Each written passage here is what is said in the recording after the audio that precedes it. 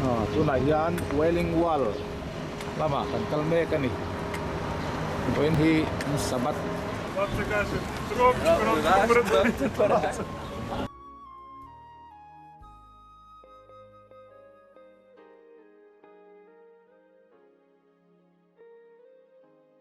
na bang ma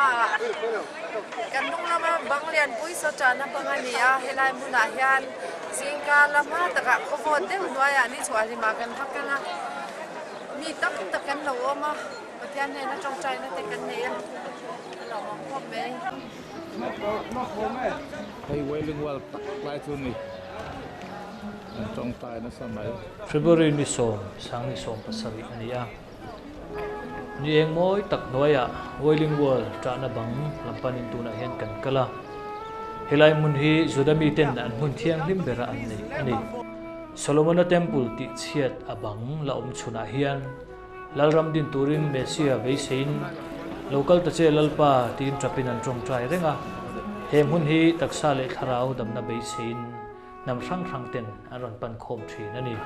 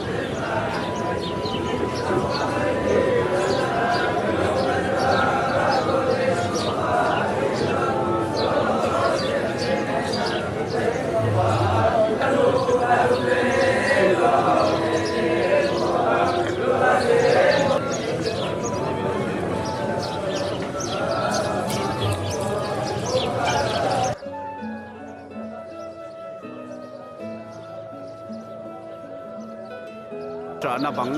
an tia Malaysia local turin za ta hin ha kre ta hian ngen ngol takin an dil thoreng ani sincere takin dil vel me kani ini po angkal Eho la kalam kha giragan na Eho la kalam kha giragan na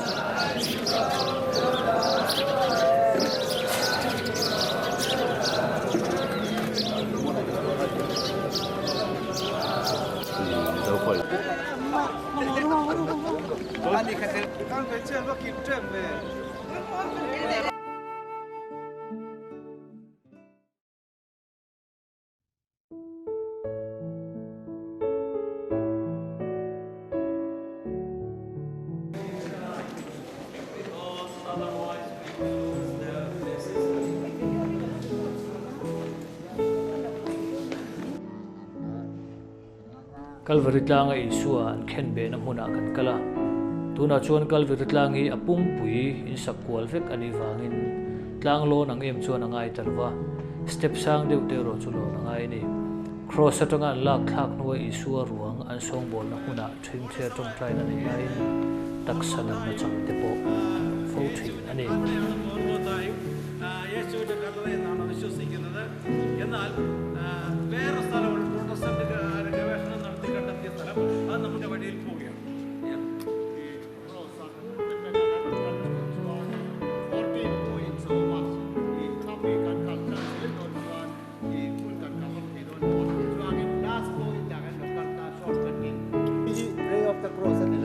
amar tu chukla ma chan way of the cross akan chuk tho tho ka chan pho ya ma kan ding la ma ka chon dai lo ko ka chuan tuna hian he ta hian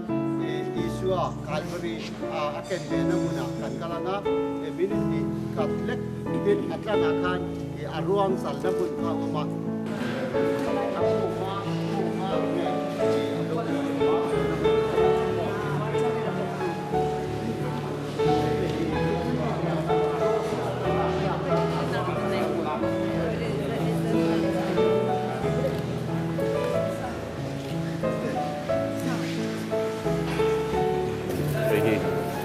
Isua cross at ang lak tanga ruangan zal na kunan ni apum na di kilawin.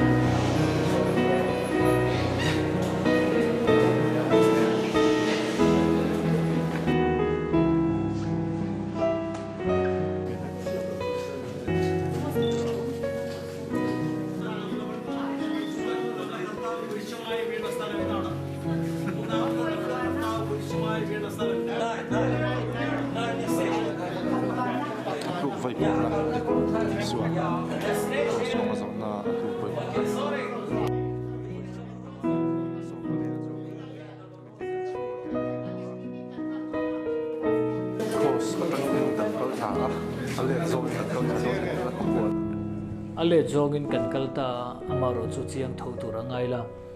Isua cross po Calvary pan na kong Via Dolorosa anti chu point kuwa atangin na chuk jogin kan zo a Calvary tlaga kan kalma sak zo ka wangle mi puitam tak pumpel nan kan ti ani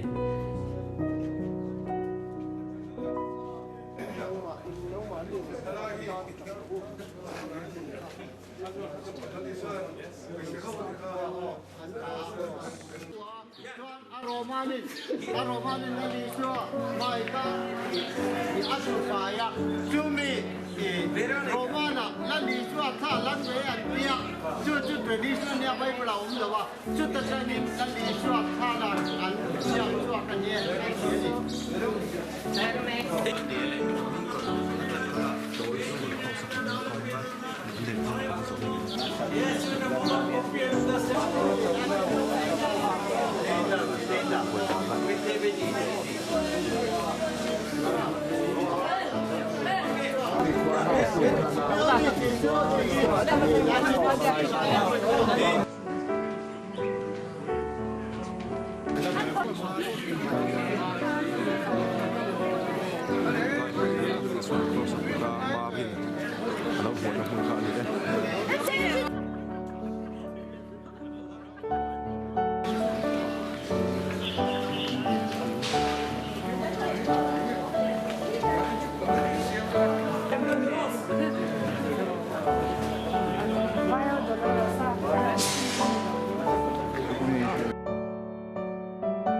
Pilatan lali suat thiam lo achan tiu na kor kan to a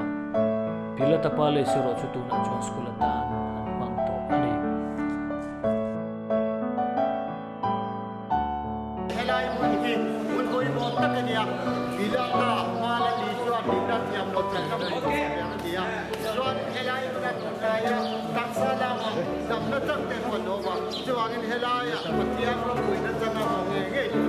di nolai dah. Matian rokui tidak boleh. Sampai dia pengambil matian locak. Ani tani dah juga. Jual helai berat. Oh, ini jual.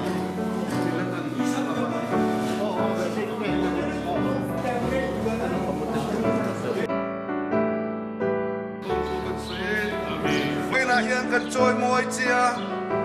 lapa nine lan lukum kum ve tom che wanya kan zavain kan nuna kan tana sual na nei lovin sual wara thiam lo changa helai mun tanga nun kan nei theina tu tana nun na tu lalpa kan pathian kan fakan kan choi moi che amen ropuina choi moi na chang lakan ni tin nuna ofeni tala kan lam thunia keimania lang na le thunei na changin min lo khat chewang che ibi hoi na te umpuina te kan chana bang alom tu so changin na li so mingin ni na kan na kare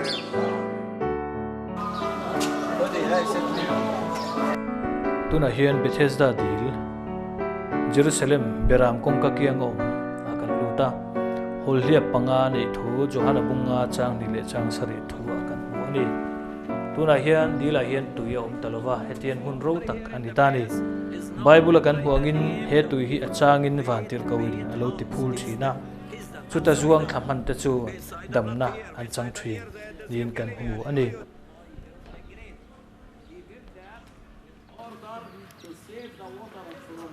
Temple. And they continue that like that. That is not the important what it is mentioned in the book of John chapter 5. Mentioned there that Jesus came here when the angel checked the water inside. Sin lo ka kan tilan kha Bethesda dil khania isuan mi ti dam na chania kina hi Bethesda hi Yesu nu mari pian na nia he biakin hi mari nu hin choya sa Bethesda po hi in khoi na tu ka ra ban hual na an ti phai na hol ani chu lom thu kan suya lalpa ei ve ne po hian taksalama te tharau lama te lama ma mo na tham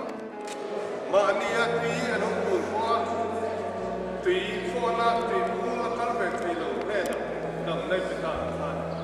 dam na tak chu nang ma he ni ti thare ko hian si ti le la kan hum te nang ma ne Ese vídeo, hasta los vídeos.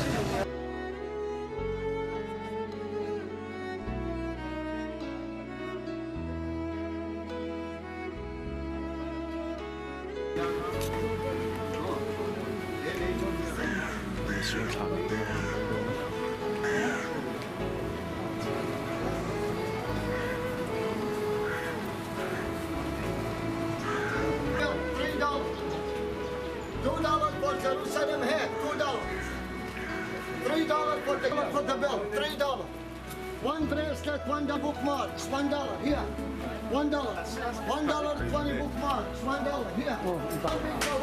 One picture, $1 here. $3. I need the guiding about 20 minutes. ko tha hu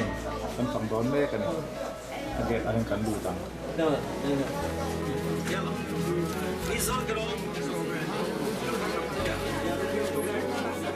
So this is this door. Okay, so we're going to start the tour right now. We're going to go to Golgotha. okay Okay? So friends, follow me this way. Okay. Well, so then how about this? I'm just going to take 5 minutes to give an overview of the place so that at least they know what they're seeing here. And then quickly from here we go to the tomb. And then we'll find a good place for you to have a quick prayer, and then you go to the next place.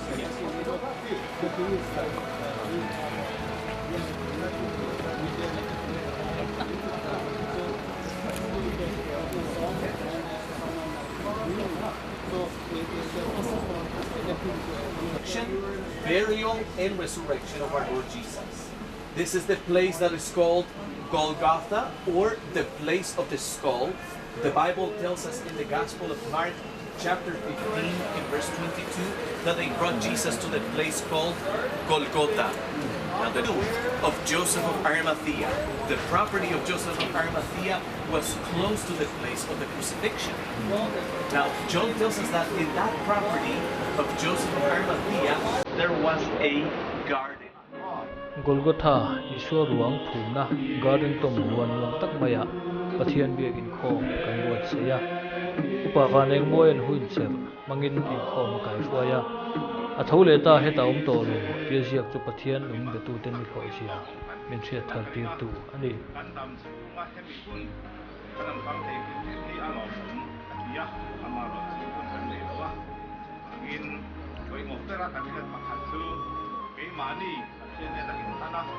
ako pa Iso Krista kanlan pa ina ito sakna te kherenga mga ina ba ma ane na lom ku saite ama ne da insan tharna te le indang kan itura te to ni ko je na hi ako in rin kan sina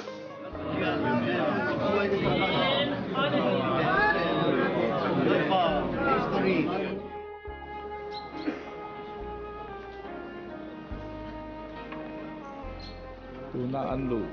nak naku dari suara ruangan zalna tak kah lunga angkir ani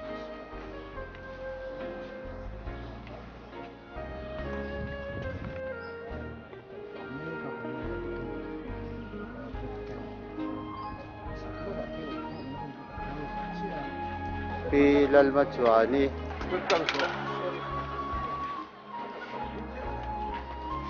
Kupa silal para Singeweng kosan upa senior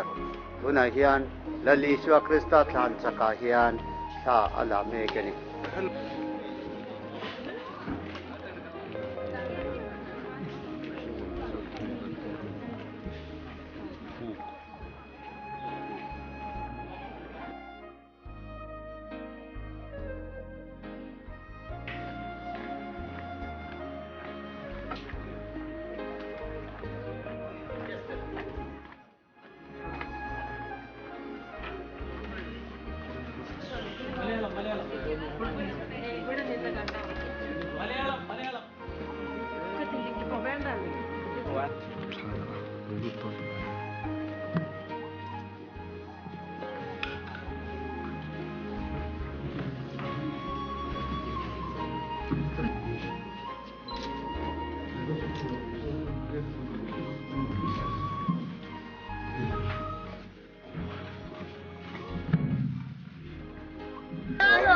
Asal dia macam kau ni asal langsung dia mau siapa orang kena. Ya. Kalau ni tu. Mathew lang belong cakti. Kau baru le. Kau apa ber? Lang non dia. Kau kopi tisu le.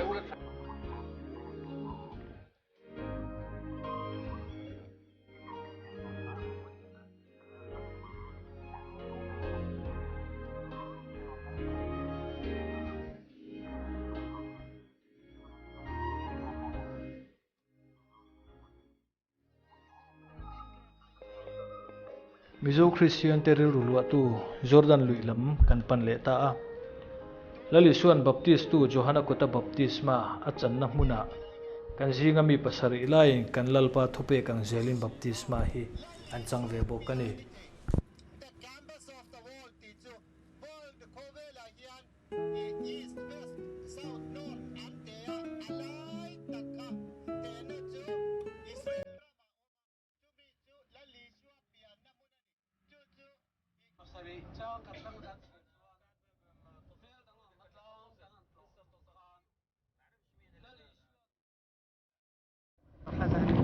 tuna hian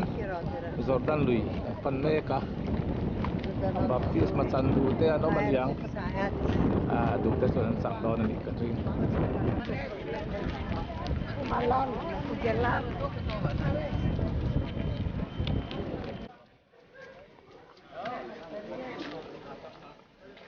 tong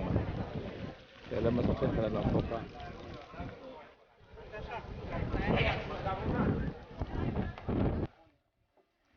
Jordan Luya Insan katin baptis mansan ani kan group kan ba kan te ya Jordan đuổi cắm nỉ tai protection này phải tùy là chứ anh được học mấy liền vắt lép lầu này thuộc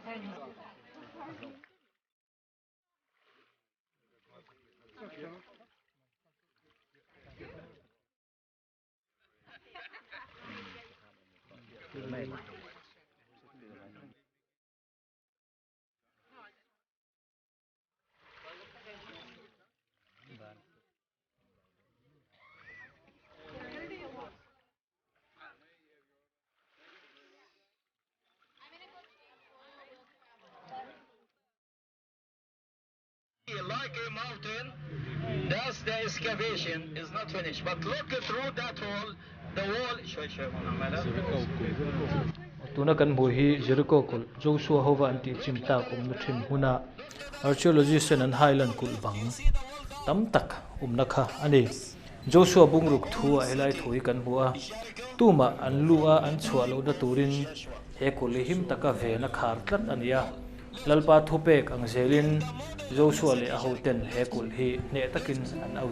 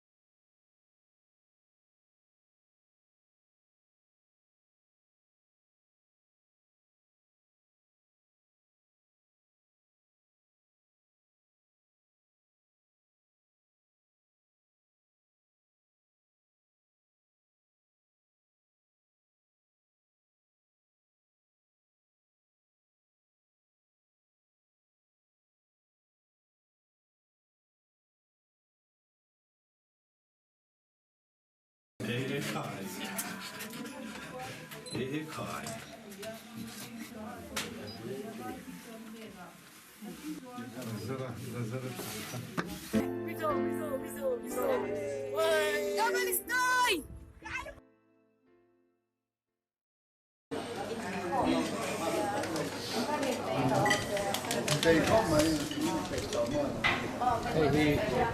South Mampama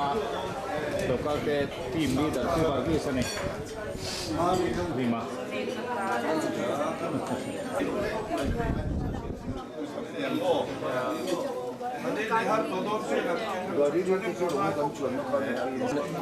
Itu membik kan? Ya, kayak kuarsi itu hote, hei kumun itu hote, kumun cuma hote. Quan chức cần đi lên tổ đâu nhiều tất cả Lại kan suasan tổng mấy đòn này chơi thằng nào hiện. Para hiện bị làm, thì xây itu mấy hòn hei, ham po ham tiap po mấy. February ni som pakhat sang ni som pasari ania kan thlen na Diamond Hotel breakfast kan nei nuin Gulf of Agaba rula atlan zelin taba kan thlenga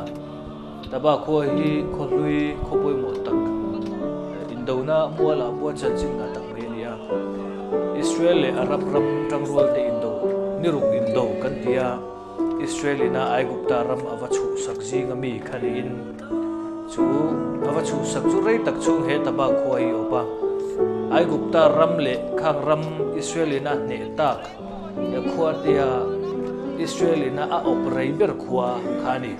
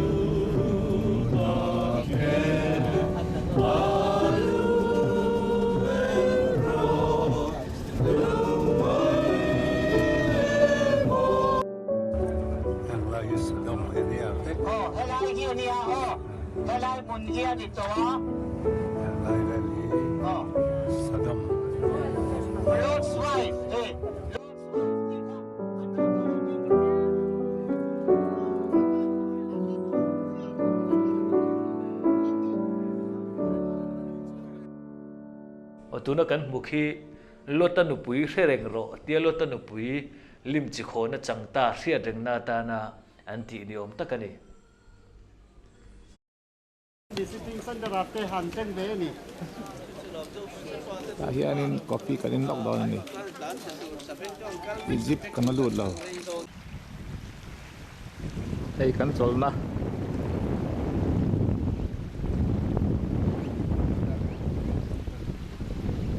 ya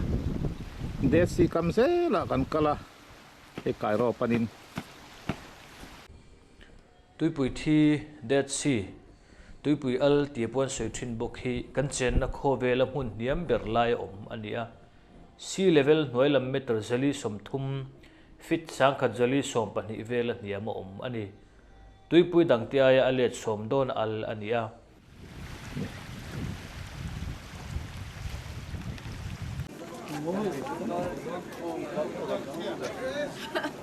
Berseba area halani tuna hem berseba kan chola berseba kho hi bible a khoming poimo tak mai lang tam tak ania judaram ribula ani thugan bua abrahama isaka jacobate hun sang sanga he kho hian an lo cheng to thin ani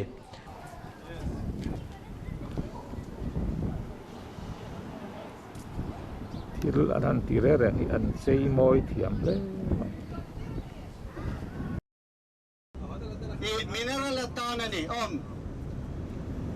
he lai hi factory ania si factory ong ai lo ti himba sunga pathian fakin lim takin kan zaya tin hun rem changa sharing nein heram thiang lim kan fan atanga keima nia pathian in na tho dan tele kan ton sia sang sang te kan in sil ton thina kan lok pui hle ni Ni musit le en dong chu.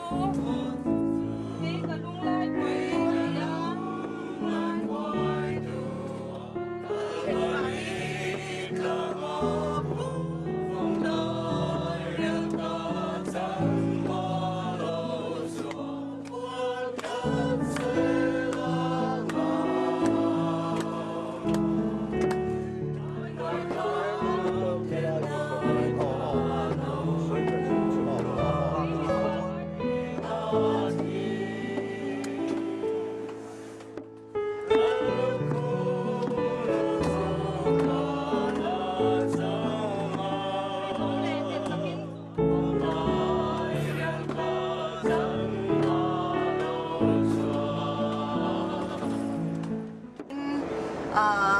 Testimony ang rengdeu kan soi ve don ani a abula tangin kan soyanga tuna kan zinna hemi Holy Land tour hi kumli kumnga liamta tanga karil ruwa lo om ve to ani a amaro chu chung konu ber kani ve wangin le kan tho na lamte wangin karon kalte nei lawa tun tuma hian chanchin bua kan hokhan chung te kan rona kan pa ne na kadila in ron shil ve thina kan lo tong trai pui chu lok taka tharau lam nun te po in ron nei theinan an ron ti khang awang te po khan aniang kan chung te theu pon in tong trai pui na sa in karinga chu wang chu niang katia hei vo in ni thlengin engma har sat na om lovin pathian in min shwaya heng te hi ro pui ka ti ema ho huna phejon soi tur hi kanga don lutuka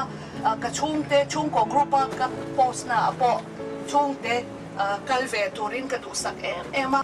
pathian zar fekania chu wang chuan kan lom ema ni zana ka fanone na kan soi dun na phejon pu Mathew theological college en kalve ila chia ang te kan tia du amin kan shed ril lo dewa kan in tia hetianga ram kan han puta ka hian tun aya na sale zwala Bible abigin tutlung lui te po kan chiar lui ka beseya ka han soi du chu man de ulok khan kum thum vel kal ta khanin kan sikul no pang lui pakhat hi a in ok lu mani chuanin ama ka shatiam bok sia poi ka tiam maya a in o lum na chan nia an han soi chu angai zong ina ba na ti te ania khang hon lai khan tun lai ai ma khanin mani in kelum khan tam le chuanin ka sia kha kha thil tam tam mi ngai to tira nun kan thang thar ka zinga hian thi lau lo na te pathian na chol na nei ni si loin thi lau lo shim shim na te tin shem hun lau to lo na te hin na sa te ni in ka sia chu wang chuanin rong bol tu kal khom kan ni ke mani ho hianin helam chung chang hi kan ngai tuang hun ngai le in ka sia kan rong bol le na zela te po pathian tu da hian ke chu zir tir tu kan ya zir lai ke ne na chon essay zia ro te kan ti thina thil chan chin te kan zia tir thina pathian chan chin hi essay zia don ila engel kan zia ang ti khanau pang te ne na ka zo da ni tu na ke ni ho po hian pathian chan chin kan soi reng rengin ami kai shwai na kan lom zia kan soi na sa me ma kha kha ti kan ni ma silangin pathian in side le lama nei ti hi kan soi ta mangai ta nin ka sia thik thu chia mi kan ral mang ani na lam hi chu voina sodom le gomora kan kal vel don ti ka sia ta tang khan ka ril ruwa aron lang na sale zwala pathian chu mangai na nga eng ang po ni sela adu lo zong chu a shem mai ani ka ti yang ati chu ati mai ani ti kha chu kong an khar man mai ani kong khar hun kha a om tet mai ani pathian mangai na top nei lo ti mai la ke mani kan in kha da tlet rin kha chuanin ke mani zo khan a top hun kha kan khleng don ani la ni so kho vela local lai khanin Bible zirmi te chuanin vanram thu a in shem hun thu hi soi tam zo kan yan tia a chan chu kan kal lau mai ani shem huna khan chu thang thar te hian an lau ta lo riang ni hian alanga shem hun te hi in ti lum mai te than she lo da na tang hianin chú vàng cho cái đi đâu bận lại thì khát cho nên cái tuần hư là sharing lem này tụi mình ăn xóm này cả lốp lem mày cái thịt lúa thuồng và khát hiện đấy mày chú tuần trước trà mar cá giặc cũng riết giang sông thung lệ Bali cái thằng xìa khan là lý do tiền là sao ya tu point Mizo ya tu chuan mà ní sông point Salavin ní tiền đã cross point Mizo rồi sẽ đi khá ní mình là lý do Krista ina kantan na across bua a công dọc kami kan zo lai khan ka thil nuwa hian a lo thare em maya cross kong a zo ta te ka ngai tu ta a ka thil lung hi tu na kan soi du chu pathian thu le thu lam le voin chun hi hun hi kan nei thabok in langa dar karli kan la kaldona basa interview te po hin nei la te chumi khami chu kan itia a hela ya hian kal thiek thiek ila tisang kan the chiang ber mai om mango ti te kan ai tua tu pu Mathew te nu pachunga hian kaloma he Holy Land Tours program a hian lalpan ro pui na charo se soma cái min lâu xóm đến về thì là thì choan khát cal thì na cal về lâu tan cái choan em mà soi tour kha lâu ăn mà ni hậu kha bát hian thà rau thiang nim pol na ka ai chang na sa ni thì cái xe khan cal về kha cái chak le me mà ama ro chu kan pania cal the kan ni lawa cal về po hi chu tiang a lâu chak ka ti thei dan to kha lâu bin ka sia ama ro chu ti hian hu na lâu cal ze la kan papa ka chung kha zu kal bia de meta tuna inna kan pula chi chona lo ho kha ni arem chang ma sapera holi le na ya ni kal ve do nia ho min tia oi aro pui lu to kia tia soi thiam lo ni zeuh perin ka sia ni he kan la kalang chu ka ti me ya ama kan nuwa po khan group khat khan la kal le khamia po khan ka ril ru la om lawa amai ro chu tun tum e ro hi chu pathian rem ruwa tani karinga he po Russia mai hian chanim ngai takin thil tur hi asem chari chera tia kan nak zela kan maun ne bo kan han khen khan karil ruwa hianin pathianin he thil ro pui min mutir turin he ta hian min long swai ni hi elite seaport tani tun ma changa sum don na mun ani ya sim don na mun ve de honia seaport tani long in muanga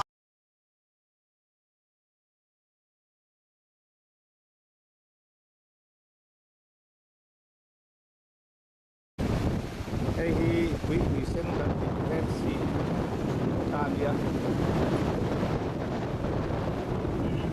ngồi thế mày lòng trong nó đi số lại phát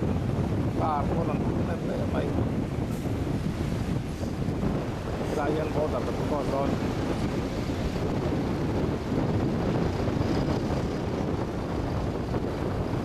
Yeah.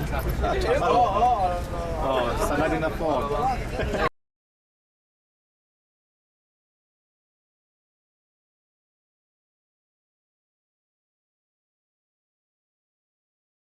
Bus will not be visible from the other buses.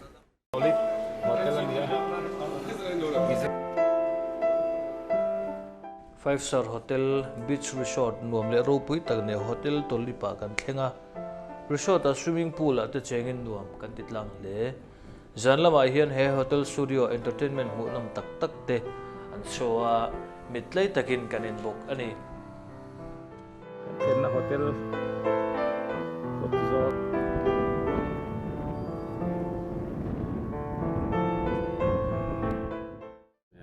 pon lampa hian an chunzamila telecall roi mai room hi tam le mai ni tha so ta de son thian dang te pon ma call pup mai 5 star nge nge pe chu cha kom wang khum le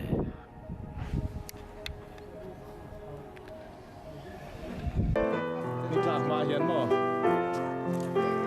ซ่ตอนนี้อีกครั้งนั้นลำไทยไทยกันทำลายอ๋อ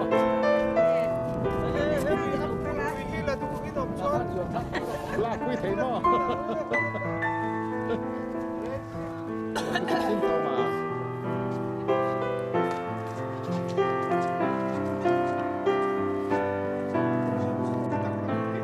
ซีเดียนี่ตัวล้อ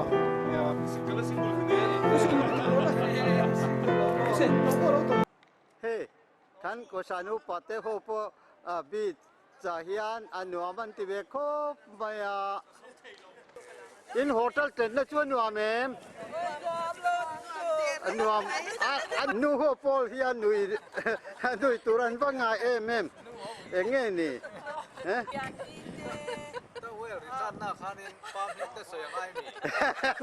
ใช่พบไม่ให้กันช่วยตักกันดิ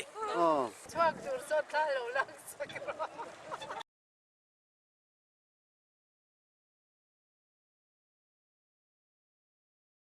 ใครเอาฟอดชักขบไม่เด็ดสิเนี่ยเอาขบไม่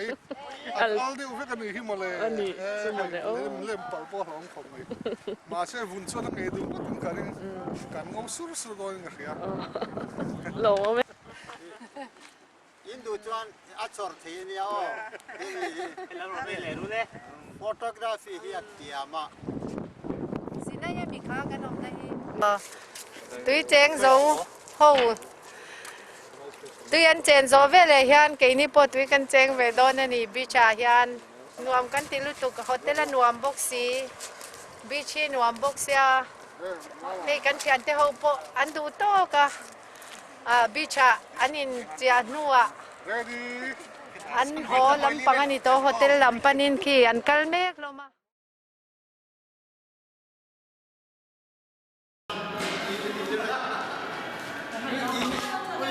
อินใจเลยตัวกะหาตัวกะ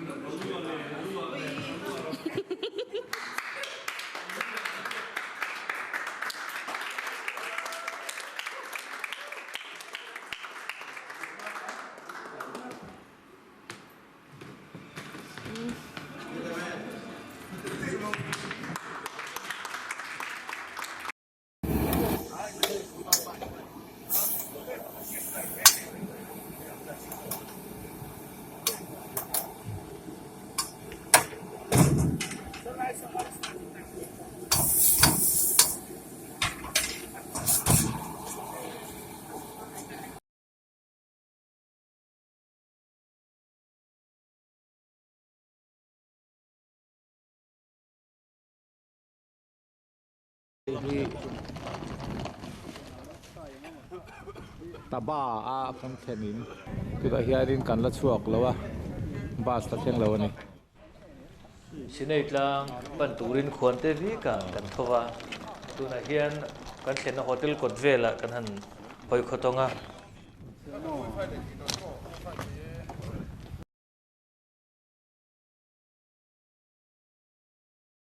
You can see the houses of the Bedouins there also, my friends.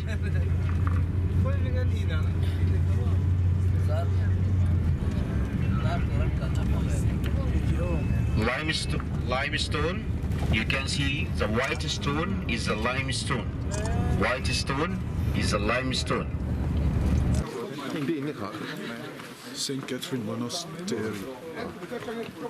sinei tlang mosia pathian ne na nim biak na le khu som pek ten commandment pathian ne na tonga adon na hun kan tlo ta chu thin lung takin kan loma My friend,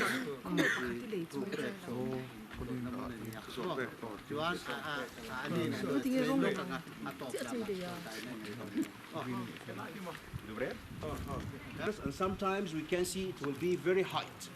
Here, my friends, when we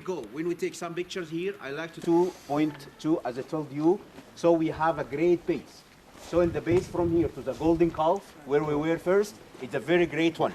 Going up the mountain, it takes much time. 3 hours to go, 3 hours to come. And as I told you, it will be a small path. Dangerous, and sometimes we can see it will be very height. Here, my friends, when we take some pictures here, I like to take the pictures here, not I like, but for the groups, to take for the monastery itself. Behind, we have the scenery of the mountain with the blue sky, as you can see here. So all the area is Mount Sinai. All the area is Mount Sinai. mosia hun ma te thangin ai gupta miten hilai tlang hi pathian tlang the mountains of god tin lo sei thin ani he mitlang a hian burning bush pathian in nimbuk alkar tanga mosia abiak na munan sak Catherine monastery muna hun ser kan panga arona hova sebong lem an siama an biak na mun al raha anti muna kan kalbok ani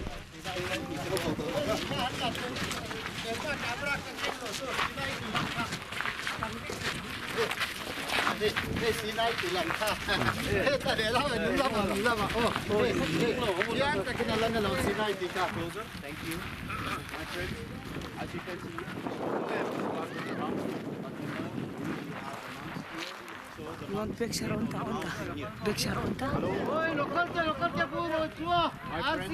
my friends, if you look up into the cloud here, you find one cross. Look up here, you see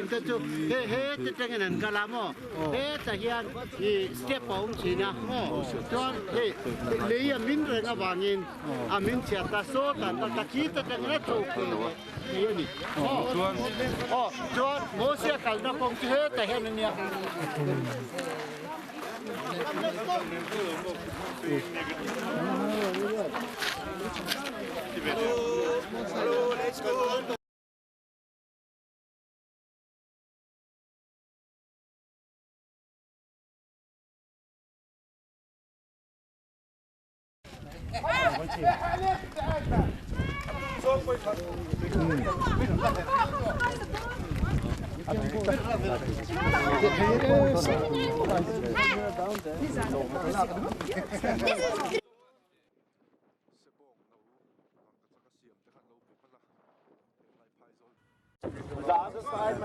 Moses naitang lon tana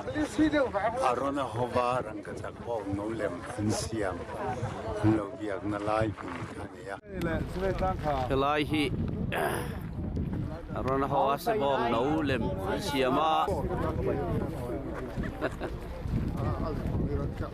hi làm lì na đi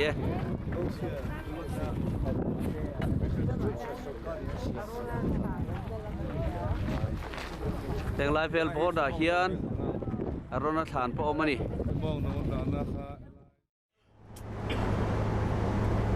Engma nim pakat to pok po to romlo Maselagin is full of riches Kemit kang zong song ki house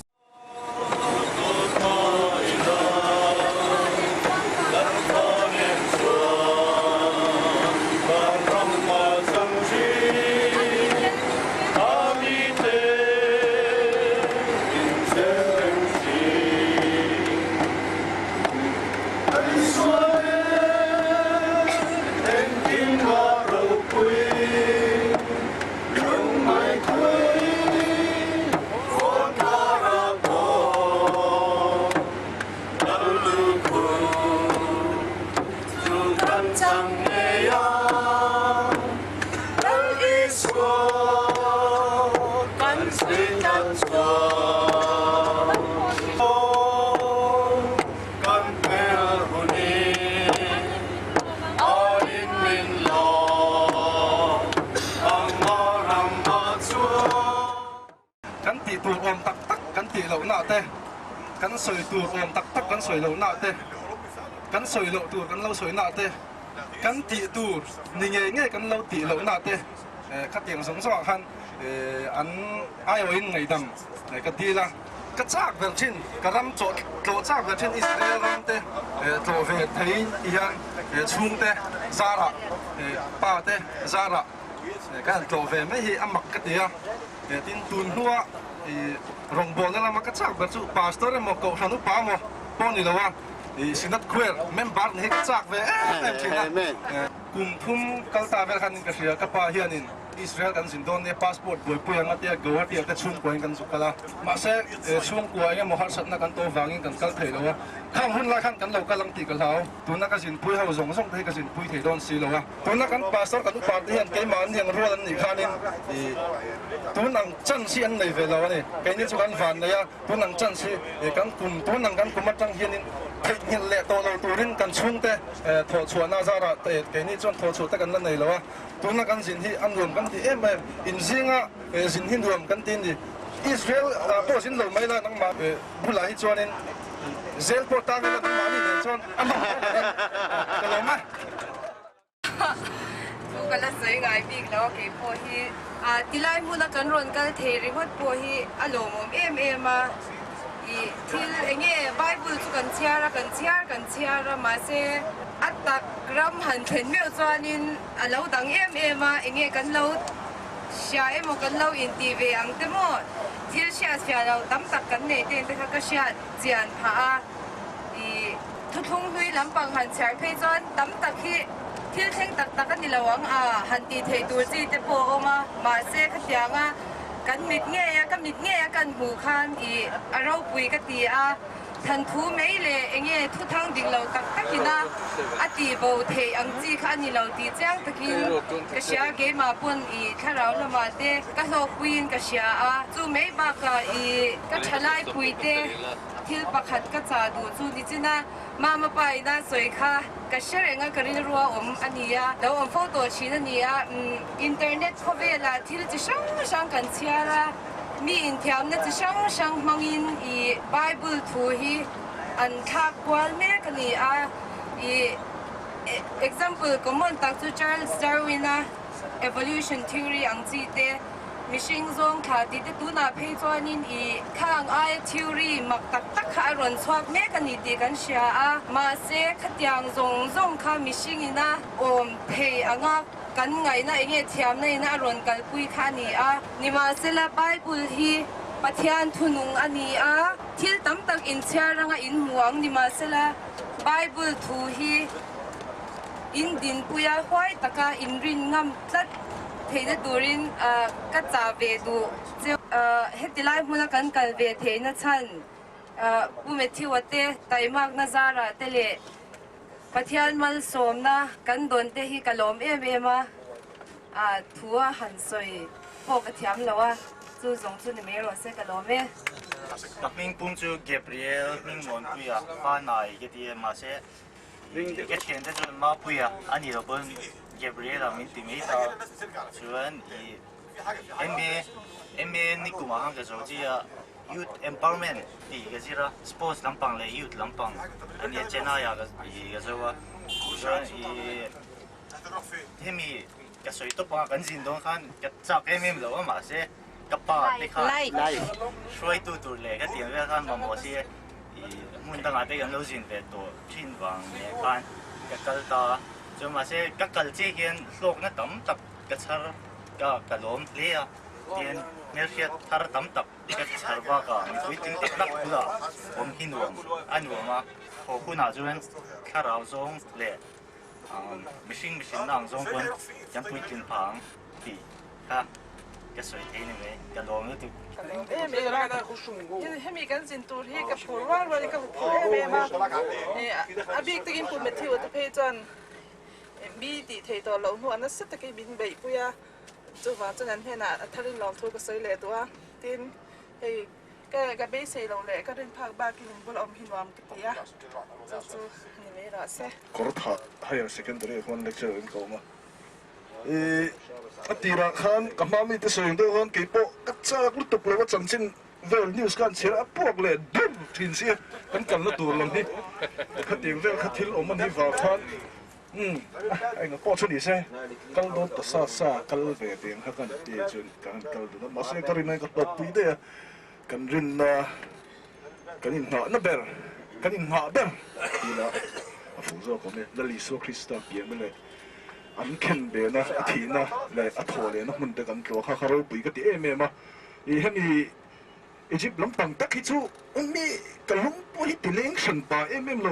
Mà sẽ pyramid hi cái bộ trào về hình như cho số lượng mấy là sao cái đó nghe chu ti salama chawin ha ma deu mai la pathian in tharau lama ha dam na min pe kalom em nge ka chung kampona dai zo lo ka in le ka lom sia hi log na li ka thara in servant in sharing te changin nge pathian in ka chunga thu soina sai me ma chu kalom na ni na ni se chuanin ni na chuanin tu lai big te ni kung vel chang khanin in lo pathian existence hi te mit ka doubt ve chana chan chu he le khabu te han cha ve da MA English te kan la existentialism te kan lampang te kan chiara se he atakin kan han muta chu nia kalau dau về chỉ để cái giặc rum mà cho nên pathian này là po ngày tầm cái đi là cái là đi là dễ mà cho nên NDME à khoan đi North Delhi Mizo in khoan khoan in Sunday school teacher junior department hi cái gì thì là chú cái in sit em mà cái xí lo cái in tiêm mà sẽ cái tuna cái tu ra cái xia chú pathian in cái tu vàng này lâu in mà không ngày na vàng lâu in hay mi responsibility mình pe anh ấy thì cái một số cái lo mấy thì cái vấn này là hay pathian không ngày ra ra cũng Mathew là bị chọn đi vàng lâu in thì hay Israel là mà cắt chặt bóc cái lột linh bóc chứ cái lom phật cho cái nô lệ ba thế mình khoai này là mình đủ sáng na ram hủ rau thì mình đủ vàng in mình còn thuần thì cái nô mai thế bula là cái papa là Israel thế bula mấy bọn này là mình hay mình phải tắc mình in tu thế là in pha thế là chuyện anh còn về thì cái lom mà cái vấn này cái tia cho anh ông cái tia em bóc cái này sang te ti min ko thina ina hianin RMSA hianin English teachering ka thakani India I pa te ti le na wang yang chu lai kan lo thenga ma se te ka han thenga mak hi ka ti em thina ni ange athu chang kan lo se to thina ma se tak ka han hu hianin pathian ina he ko be la hian alo nge asul nu tur te alo om te hi mak ka ti a I kan rin na hi alo digani ti min sha chwa ti ma se lein ka ria chumi mei ba ka chuanin kham sites ang landmark ang ti poimo sim nge poimo do ho zong zong kha I anlo preserve tha ani ti ka mu khan kalom ani achan chu ke ma ni cha hi kan ni do lo lakin gu se la khu bel hi lo manga I midang te po ina hi thu ta kan ni ti anlo sha tre na tu ni ka ria chanin I Mathew chunga hang kaloma chan chu I kim illustrations ipek ang chi te hi enge factual la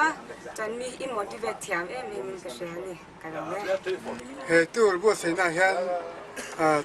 sani so pathong chang han kalo tum ri to ma se an kaleta ka mi chu han ka kalang ti ha ka hau ta so ka son tuna ka han jin don khan mai bo se so me lai khan ka re lo kha kha re me ma ma se chen cha ka le tur anam ti kan set khan min ti phur thar le ta so kan kal ta jela kal kat kan thenga kan kho zo lo ma ka na yang mi ti na pi si pastor kha gan set vele no le ko reng nai te in thum nai te si ka ka lo in thela we me mai le kha la ma se kan in set chiang ta kan lim tang le to veo le มาใส่ตัวคนมินช่วยเทียงตัวเล่นป่าจุฟกินองรอเซ่ภาษาส่วนต่อเตกันเนี่ยนี่กุมมาซาดิเซมบาร์นี่ส่งไปรูขันภาษากระสุนต่อเรียรู้เตไงตัวอันนี้เตมังเอ็มจวน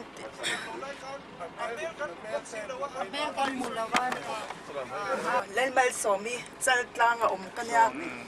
อิสราเอลกันเตฮีมาจวนกันเรียรู้นะเอ็มชันแล้วว่าอามารอจูนี่กุมโนเวมเบอร์ทางคันกันเรียรู้นั่นโดนค่ะกัดวางเอ็มเมียเดียนฮาร์สันนะเอ็งมาลาวินปูมาที่ว่าฮีกระจุกฟอนะอันนี้หน่อยใจนัดเนนใจเอ็งกินมาดีเทนี่ดีกระชากขาดกระจุกกะละกระจุกฟอนะจวนนี้อินทิลดีดานตัวเตเอ็งกินมินเล่าชิระจวนกระเชียนเตกระทบวิเตปลากระสอยอันนี้จวนมินเล่าพูดวิมันดูพัดจวนกระรมินเล่าตีมินเล่าพูดวิมาที่ไลน์มุกเข่งกระรอนเข่งเพย์กระลมมากระลมหนาปวดลมตั้งตักกันเลยอินกระชันตอนตีฮีกระเชียปะเทียนยันมัลมินโซมานัสตักินมัลมินโซมาที่ไลน์มุกกัลปุยเตกระเชียเตจงส่งปวฮีปะเทียนยันมัลอสมชักจะวิ่งกระริงินกระเบสเซตักเจวันนี้ที่ส่งจุกกระใส่ถี่ต่อไปรอเซ่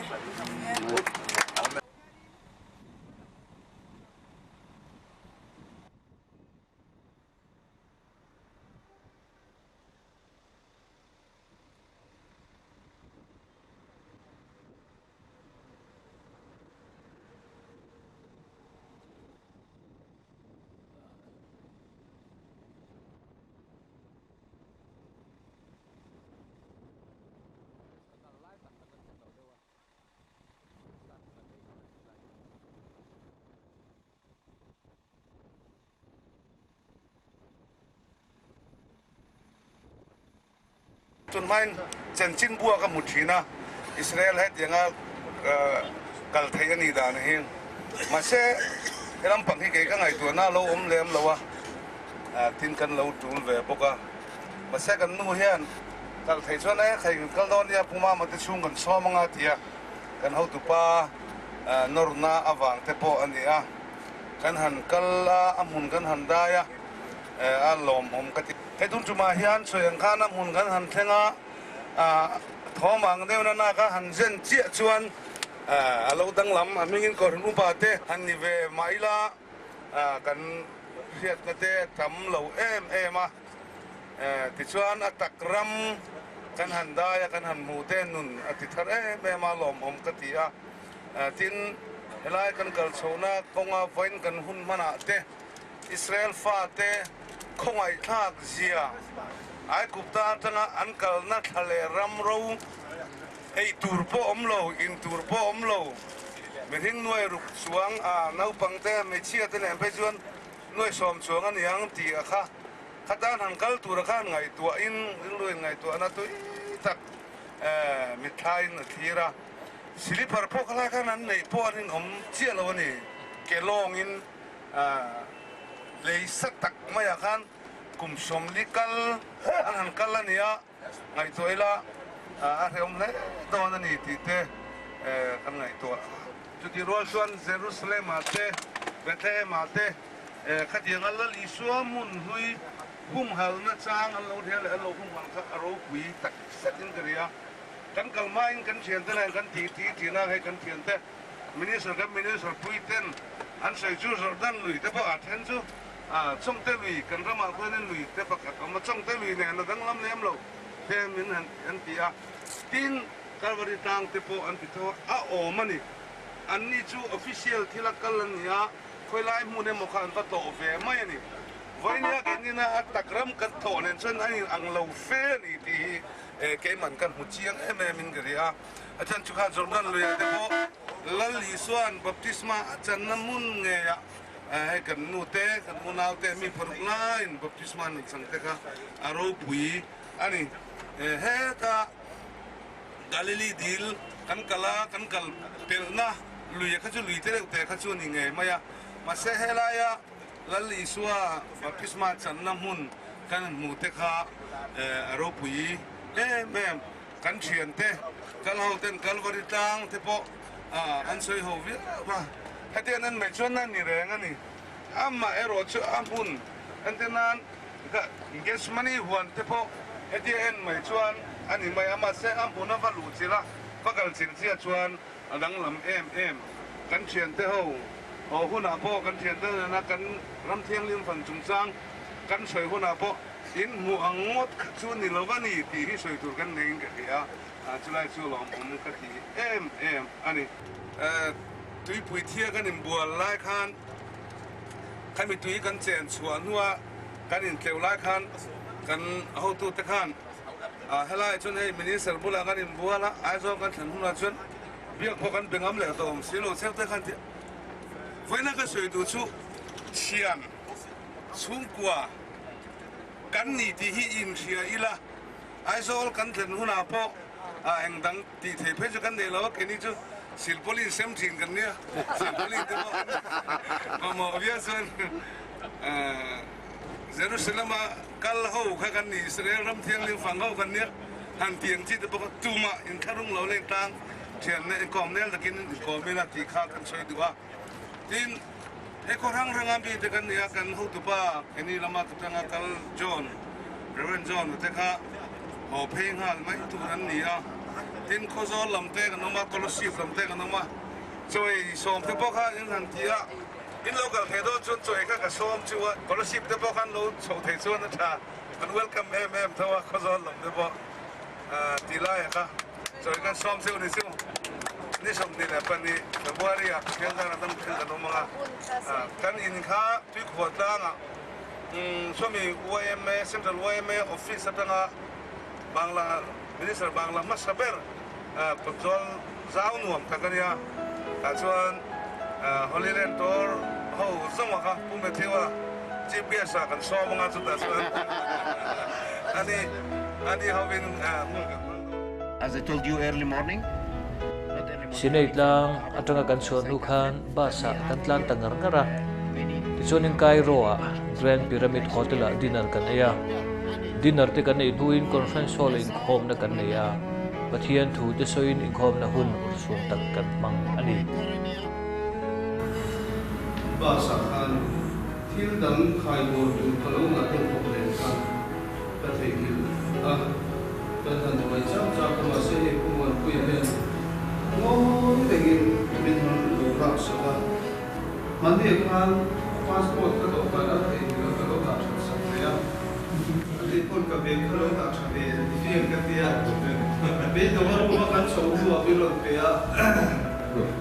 la ya kan in pe ni so na min pe ni lo wa un ka ka chi mai pun ke kan chi la na so try na kan ni so e pa so me lo ni ya ni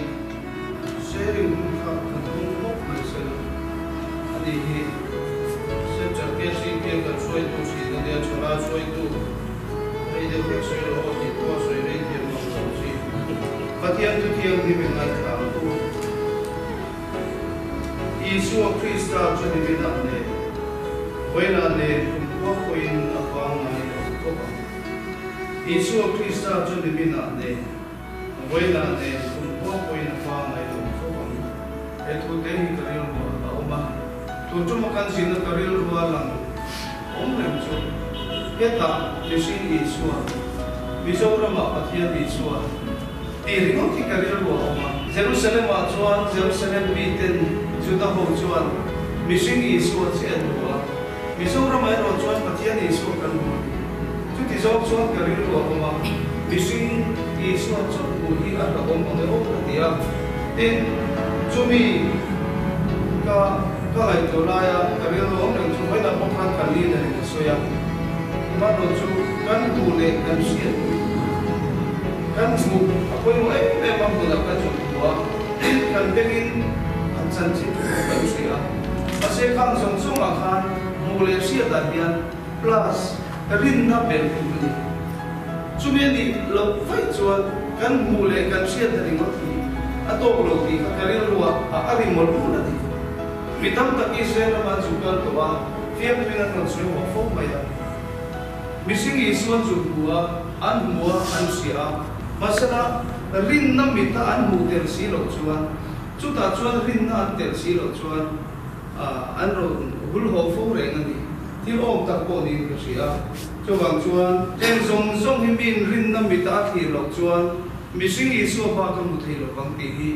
karil ruali ve ma isu krista chu nimina de voina po na pa ngai lo ko ma na isu krista tu na than kan ba bu kha tu na kan bia khi ni a vana lan chu pha chu isu tho khi di ko ka tu na kan choi moi le kan bia khi ani a ma na cross le ra mol po to pa ko ver so san isu a kha tu na kan bia le kan choi moi tho khi ni e isu pa khata ni ti nimina ne voina ne kum point apa ngai pe ngani lan isu hi kan tan a kum ko point apa ngai pe ngani pathian ne chung trai kan share tu la chuan ya kan kal tira tangin soi tu chu tam tu la soi thi wa kal kata kan visa kan di immigration kan di che mun da ma de ko lo sin to a immigration kan di tang che in kan tip chu religious pilgrimage ne ni karil wali ko maya kan sin dan so kan tang e o he kan sin chu enge motta Musulman te hian religious pilgrimage ne an sinani chu an hlok pui hot hin ne ya ke ni chu enge mo tu mu ma ta ka nei sin kan ni chu phana min pe na po chu sa khuana pilgrimage ne tu na sin kan ni ya chu ka ran sin ta a Mizo te Mathew te pon la ti tho wa ne review te pon ni wa tlem chuan sa te po ka tia kha Syrian Orthodox te anti tak kadia kan thil tia kha alla thu takin kaleya pilgrimage tak kha an nei de pm o di de chu ro ro de wa wa ngai so ta ini chu kan han ho kan ho perfect ho de chu min chu ga sei da po chu kan visa kan apply to ko chu sei tu ta do chu chu ga du to kha lai ka mai wa chu zo ve bai le la tia ta kan ka ta po hian purpose tu mu ma ta ni tha pa ka kan ni ati te kalong na ber pakat chu akma ain la isu ni mai ti na ni chu ka thil hona long pati voila hian pathian ni wo ni ro ri ta ka hian atharin pathian ni veteran ni na so ala isu ti pi ka ka duwa mi te so ha voila ke ni pon intil bu te intil bu ni thung ti thil a phang sai bu ta chang ka mi ma ye ti ni so ve ni pathian ni tu la sa ta se le tu mai rei ta kan soi lo sura ngai tarila adho piang tan punin kong teng le ini cuma kan ilmu teh kan cok ram teh siar foka tiang lo kan sama topik apa ko kalau to tom deu fekin kerja marah cu ketika sama topik aman fo lam mulau dia ka afelo dia fin kerja India ram pon hi wekan bakala dai lafa dai cham de por ne fak lafa amaro chu ram thiam lim le mi ai ku tai ro hi chu mu ka cha na ayen tul ka ti na hi anasa so ani chu bang chuan ka tum ri ru ni so re to a ni kum lam tu khan ka dam so ka thi ko ani atia ni re yo community life mase pathai lo se ta sa na kha zela museum kan kal photona we have the ministry of foreign tuna hian Egyptian museum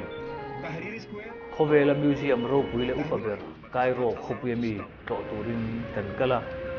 faro hun lai mi thil tam tak le mami te chu tourist te hip tu ber ani he museum hi sang khazaria somkwa pakhat bor vela din khania tichuanin sang khazaria somkwa pasari tuna omnak muna hian son thei ania November ni sompanga sang khazaria pania tichuan tuna adin munang hian siamanita he museum hi hall jale pasari lai omin ground floor a hian milim chi sang lu tak oma tichuanin floor chung le hian milim te jok tele thilhlu faro tutan khamon na thilhlu tak tele mami kan ti ho tikha an ani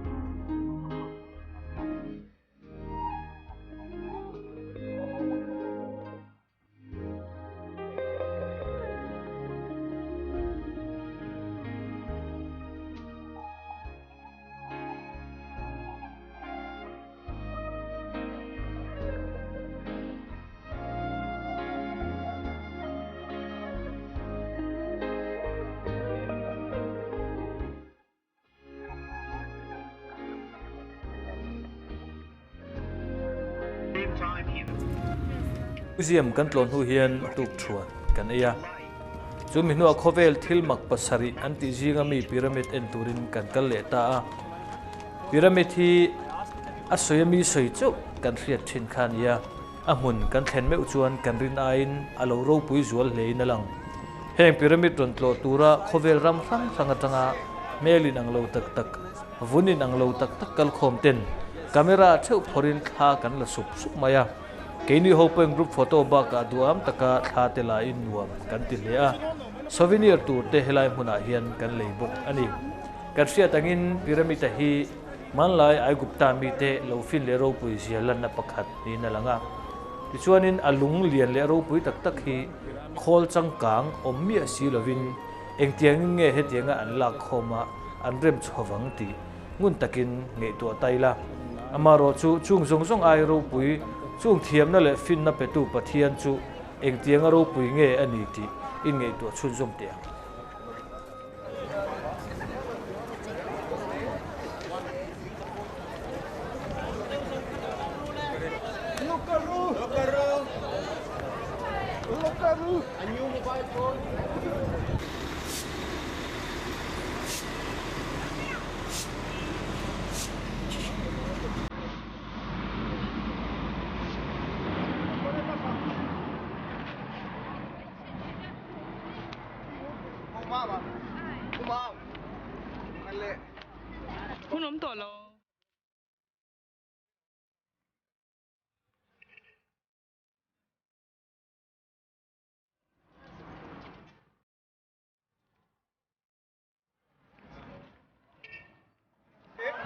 Suang tu na ay na raw po ya.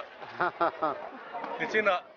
basa kan tu lain kan leader ina saya alung pakatan man po hi. Naton ninge mo sa ni ton san maya. Ting tin nge kholom ma se ti tak mai sang ay na lo lan ti te. Mai tu na sa min nei tira. Khovel fin na lo sang zel kan ti la hian man lai khovela po hian ai kupta ram ro pui kan ti hi allo fingom he inga ria. Kamudan chu Hetian Inst hian mi thing nun na avadu tam em. Di chia chu. Mi pakaru mi thir wang da na tore mi tak tak. Nun na han. Ya.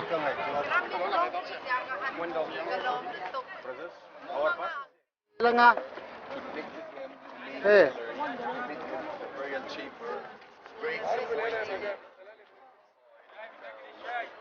Kan lom lu tu.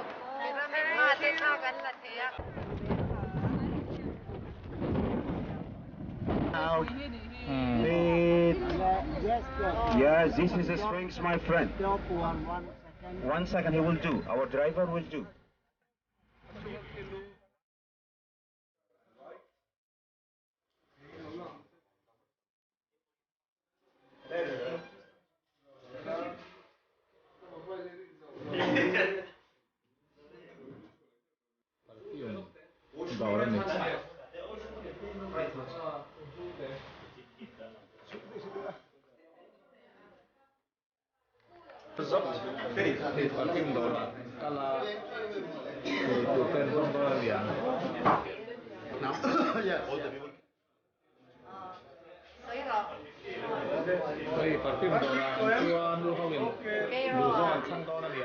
Hello.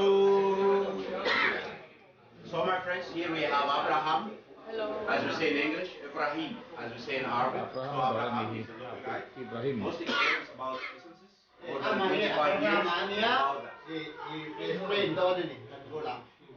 Okay. Mathew tahan aku akan kabar aku. Kan min kabar gadon dia. This is a brand name, we call it Hugo Boss. Lui upatak mai naila tuna hin longa kan chuang kwala zanria ro puile tui mai kan ya chuanin ai gupta culture program mu nom takan so kan an clear ho bok ani lam thiam tak tak te lama mi atlei khom mai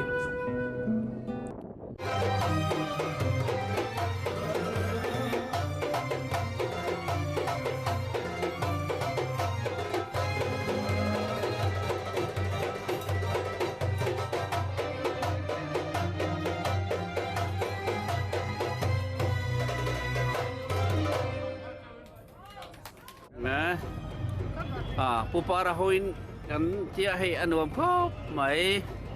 nail luya kan han tling ta zer mai nia azan re ain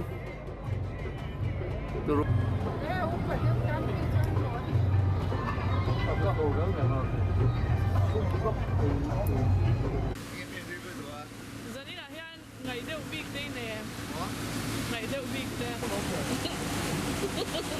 Em bị lỗi hả? Mua lẻ về có đi ra rồi. Anh đi bắt chum, nắng, nghe ngày đàn. Anh đi thâu ông mà xe, cái tác bị về xuống rồi.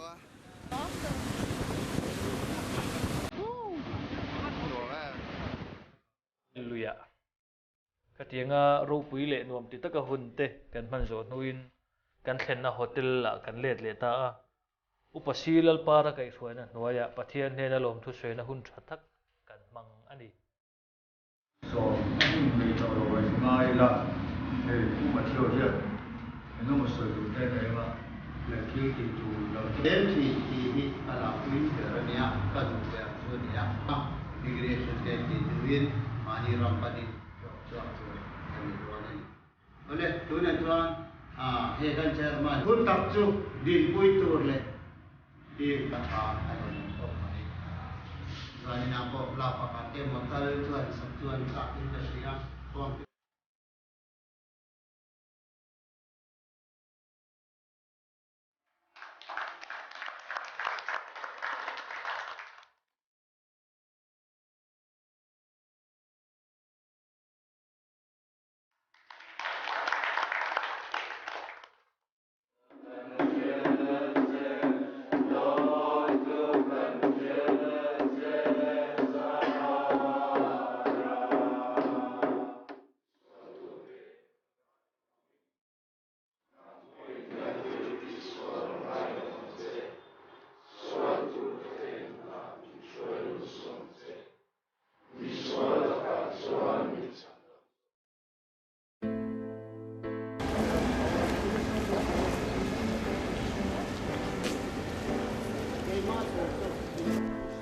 tuna hian hanging church kan ti biakin lar tak mai le ro pui maya kan kala hemun hi Syrian Orthodox Church purchase shut munania Egypt Christian biakin hlui berpol nia soi ania he biakin hi biakin upatak mai ni in edi zaruk somkwa emo zaruk somkwa pani borvela sakto khani church on the other side, and we have a church. Why we call it the hanging church? When we go inside here in this place, we can see the bottom of the church. We have the fort, as I told you, outside. So the fort in that way, my friend, of the fort. It was a very big fort, so they choose two of the towers. Round that inside also, right hand side, we can see one of the but you can imagine each 500 years, the ground will be 4 meters, 5 meters by the flood of the Nile or the mud of the Nile. Here, one of the most famous churches that we have here, my friends, as I told you, the hanging church.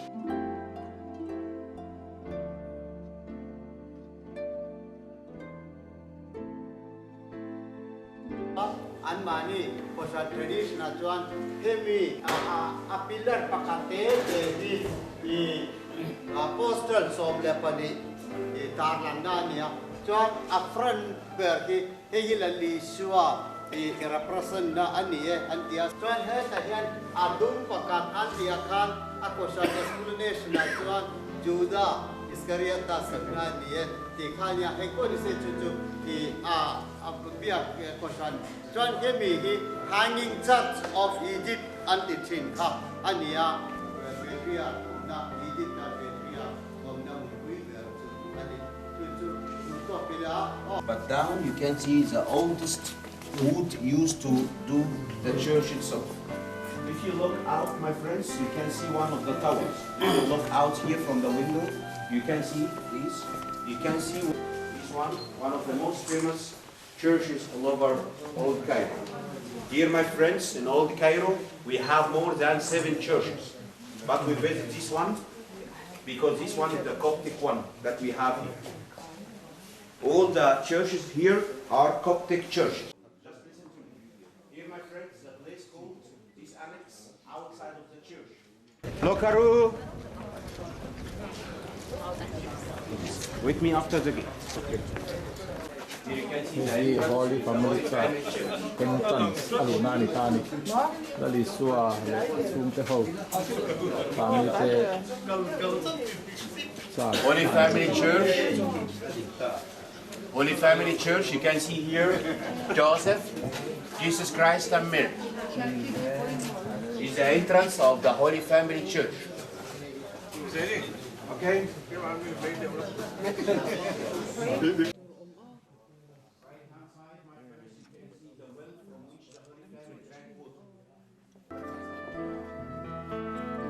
Otuna kanom na hi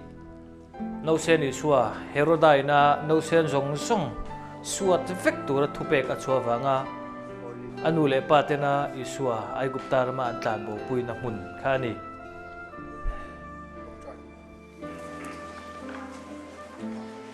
man che dong ko vel ke ni ring fa te thiam chang kan nei thina turin heng lai muna te hian kumwe emaza biru in kantan chatuan no kong lo zo tu kanal pa isu krista chu voina hian abing kan thin lunga hian choi mo no se dal paro puina kan hlana che voina hian iming kan fa che he inau kan laya biru no sudah kok, wih dah, keadaan itu. Kuna kanom lahi Judate synagogue ania amaro chu chung la mai hian thala an phallo wangin alif kan thi don ni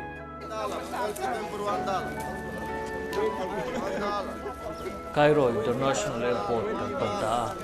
immigration te kan ti fel to noin thon alian mi zali somriat paru chuang leng the chuang in doha lam palan kan thota thona chunga po kan tlain kan rim tlang ve doha atangin Kolkata airport adam takin jingdar khatli achan vea karun tuma Kolkata airport a hian pathian he na lom thu soina hun kan mang howa a tong kam ni khat toi te ni sela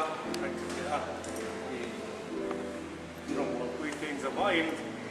kan hun a hian chi bai ka bu chewa pathian min soina le min om puina wanga kan hun ton hi alom min ka dia ma lo chu kan lo ma kim lo bang ti ka ba pa ya kha kan bung lo lo kan a kan team leader a fa kom ne ka te kan jin zong ka ngai to le ta ro bui ka ti khop ma ya i pe na te pathian thua lo tu ji le lo impact ji te rong bong na zau zo le lo zo kan nei pa nge be sin na nem chu te chu ril ru ma du sak na king in cham na tu san ta lam chewa e jir lai te po kanoma chen chu delhi lampan tu te po kanom kan khil ti na kong thang thanga pathian mal som na donga lim ta ka hun kan man zel thina turin du sak na thaber ka lan chewa kan kal na zong zong pathianin minom puina le min kai puina wangin long tu ka sakpa du tak fa na me pangaya en kol a mit wai thi tu pathian ya dal ba ni na ga de ta Holy Land to Team 10 kan fang zo tu in ezol panin kanon thok chowa pathian thruaina zara tuang takin mani in thuk kan thlengta home sweet home avanuamin avalimom em lalpa chu fakin ro se amen